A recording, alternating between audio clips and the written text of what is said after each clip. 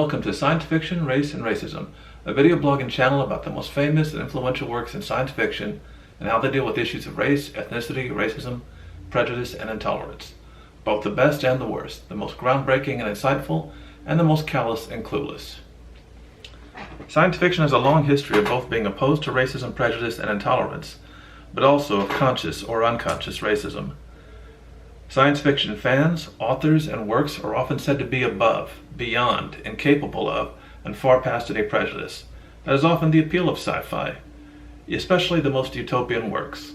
Sometimes a sci-fi setting, story, or theme can be another way to comment upon, critique, or tear apart prejudice and hatred. For others, sci-fi is pure escapism, a way to get away from such issues. Sometimes this backfires. The most escapist sci-fi work is often the most racist. Sometimes the same three approaches or beliefs coexist within a work of sci-fi, within an author or a sci-fi fan. My name is Carroll. I'm Associate Professor of History at Northern Virginia Community College. I teach American, American Indian, and Latin American history. I've written mostly about wars, veterans, human rights, and genocide. I've also written some science fiction, mostly alternate history, including a sci-fi alternate history book, The Man in Black, the first of a series. This is the fourth video in the third of 5 videos about the most popular and influential sci-fi series of all time, Star Trek. In over 50 years, there have been 8 television series, 13 films, novels, comics, magazines, games, theme parks, exhibits, fan conventions, and fan-made films and series, and a huge number of fan sites. A big part of its popularity is its optimism, idealism, even utopian vision. Its point of view, infinite diversity and infinite combinations, is a central part of why it caught on and remains influential. The first series began in the middle of the civil rights and anti-war movements.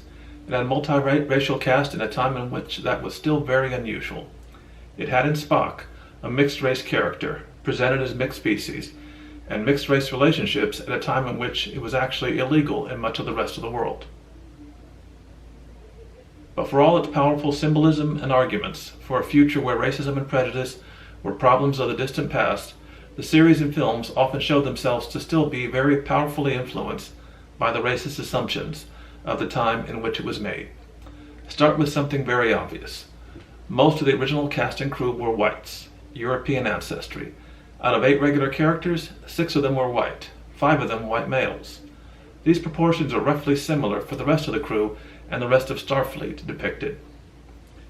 In the future, are European ancestry people 3/4 of Earth's population? This has never been true at any time in human history, not even during the African slave trade, or when some Europeans and their descendants killed over 75 million natives with multiple genocides. Surely, Star Trek's writers were not arguing whites who made up only 1/6 of all humans make up 3/4 of all humans in space in the future. This would imply either mass deaths for Africans, Asians, and others in wars or plagues, or that in the future humans outside of North America and Europe have low technology, or either never desired or were not allowed space travel. Obviously, Gene Roddenberry and his writers were constrained by what American network TV would allow at the time. Compare the original Star Trek cast to other series of the time, almost all of them all white, and the original Star Trek looks downright radical. A cast that was mostly Asian, African, Latino, and Arab came much closer in later series and films, though it took another 2 series to have as a main character a captain who wasn't white. Since the show's origins, most Star Trek writers and actors and its original audience are North American, we have to start with some definitions of who Latinos and Latin Americans are. For a lot of Americans, Latin American means anyone brown-skinned and Spanish-speaking. Many don't understand that Latino includes Portuguese-speaking Brazil, French-speaking Haiti, and a number of English-speaking nations. Latin American also is a cultural term, not a racial one, though racists often view Latinos as a race. Other Americans imagine Latinos to be just Spaniards. They redefine all Latinos as white, unless they are black Latinos, when they redefine them as just black. Both ideas are false. Latinos can be any race. Most Latinos are native ancestry. After that, the greatest number are African. Only in Argentina and Uruguay are most of the people white. In Latin America, segregation has never been common, and race is also not permanent the way it is in North America.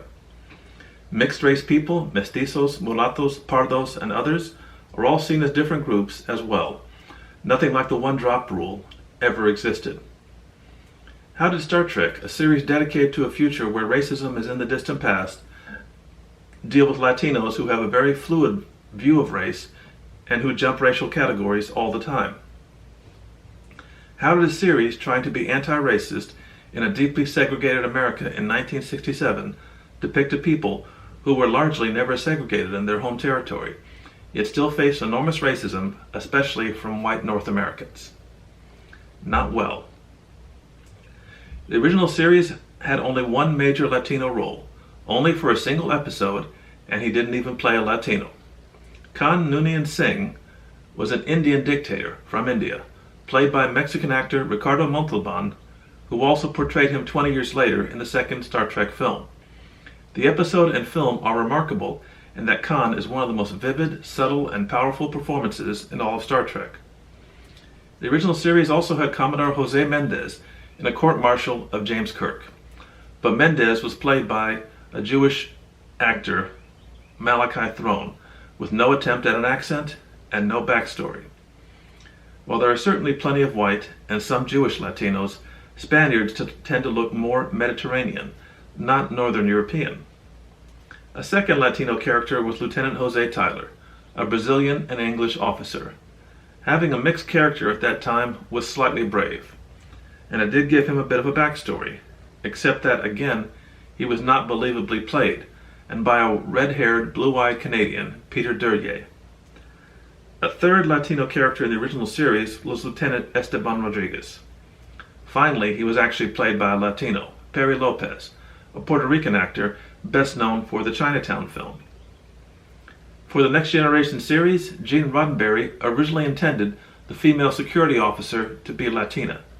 She was even named, believe it or not, Macha Hernandez, and was very similar to the character of Vasquez in the second Alien film. Marina Sirtis, a Greek-English actress, auditioned for it. Instead, Sirtis was cast as Deanna Troi. The Macha character was remade into blonde and white, Tasha Yar, and played by Denise Crosby. The first recurring Latino actor in Star Trek was Robert Beltran, playing a pretend native named Chakotay, a white fantasy version of a native from a fictional tribe with entirely New Age beliefs being passed off as native. Playing his father was Puerto Rican actor Henry Darrow, best known for playing Spaniards in Western series. The father was no more believable a native than the son. Not until after nearly 30 years did Star Trek have a long-running Latina character. Lieutenant B'Elanna Torres was played by Roxanne Dawson, born Roxanne Caballero, a longtime Broadway and TV actress who, after the series, went on to act in other series and direct. Her portrayal was nominated and won several Bravo and several Alma Awards for, quote, fair and accurate portrayals of Latinos. But those awards don't mean much. The Alma Awards especially have a troubled history, often canceled, and often controversial for being handed out to the undeserving. One year the award went to the same director who directed the awards ceremony. There are two central problems with the character, and the blame should fall on the producers and writers, not the actress. First is that Star Trek writers showed her being mixed ancestry as being damaged, traumatized, confused. Spock obviously was the first mixed character, and his being mixed was shown as causing him problems due to the prejudice of others. But for Torres, the writers and producers went the opposite way. They showed being mixed as inherently being mixed up, perpetually at war with oneself, doomed to being self-hating and emotionally unstable. They further tried to hide this tragic mulatto, old racist trope behind her being Klingon. But she is the opposite of characters like Worf and virtually every other Klingon. All the other Klingons in Star Trek are shown as strong and self-assured, not unstable. One of the first episodes to make this clear was Faces. The story has an alien doctor genetically splitting Torres into human and Klingon halves. Her Klingon half is shown as dark-skinned, violent, oversexed, treacherous, ugly, savage, and uncontrollable. Virtually every stereotype of people of color combined. Her other half is lighter-skinned, calmer, reasonable, attractive. In other words, every scientific racist claim about the superiority of whites.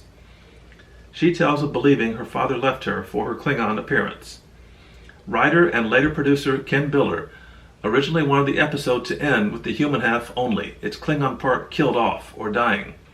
In other words, he wanted the message that someone mixed should reject or even destroy one side of oneself, that being mixed is always wrong and tragic, the same way Hollywood has usually shown mixed people since early days. Biller stated he has a mixed-race adopted brother and wrote it that way based on how he imagined his brother's life and mind to be, which is disturbing. Instead, the episode ended in a less racist manner. The two halves realized there's much to admire about each other, and they even need each other. But for almost all the episode, the message is openly racist. The episode Lineage continued the same line of bigoted argument. By this point, she was married to Tom Paris, a crewman so European in his ancestry, he even has the name of a city often seen as a symbol of refinement. The two discover they will have a child soon.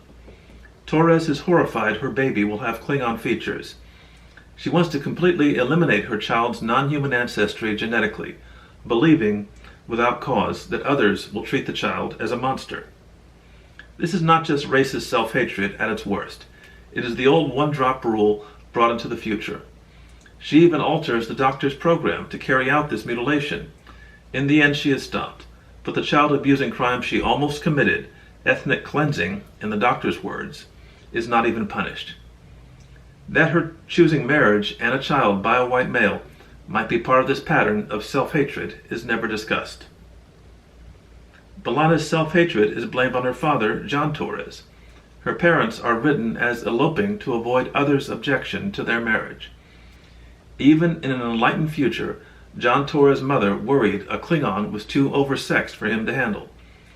Then the couple are depicted constantly fighting, since the father did not want B'Elanna raised in Klingon culture, and that, quote, the strain of living with two Klingons was too much. Somehow B'Elanna has no relationship with either parent, and only reluctantly writes to her father near the series' end. Captain Erica Hernandez on the Enterprise series was in a long-time relationship with the central character, Captain Archer, before both were captains. The idea that she be Latina was pitched by writer Manny Cotto, Cuban himself, thinking it was overdue to have such a character. Enterprise being cancelled prevented expanding the character. In the Discovery series, Captain Gabriel Lorca is not simply Latino, but the same name as one of the world's most famous poets. But Lorca is presented as completely decultured. Bizarrely, he's played by a blue-eyed English actor, Jason Isaacs. Lorca is shown as from the southern U.S., but only because Isaacs added a southern accent, so that no one would compare him to Patrick Stewart. Even more bizarrely, the writers added him having a family business making fortune cookies. The same series also had a central black character, and not just an Asian, but a Malaysian Star Trek captain and empress. And it also has a gay black Latino doctor, Hugh Colbert, played by Puerto Rican actor Wilson Cruz. Several breakthroughs at once. 3 breakthroughs in one series, plus that the series was simply far better in every sense. Better acted, better written, closer to the ideals of the original series and its creator, especially compared to the previous series Enterprise and the 3 rebooted films. Hugh Colbert, like the actor portraying him, is Puerto Rican, and scripted as meeting his partner mountain climbing in Puerto Rico. Longtime fan reaction was some of the strongest, quickly attaching to the new character, and mourning his early death, and then celebrating his return.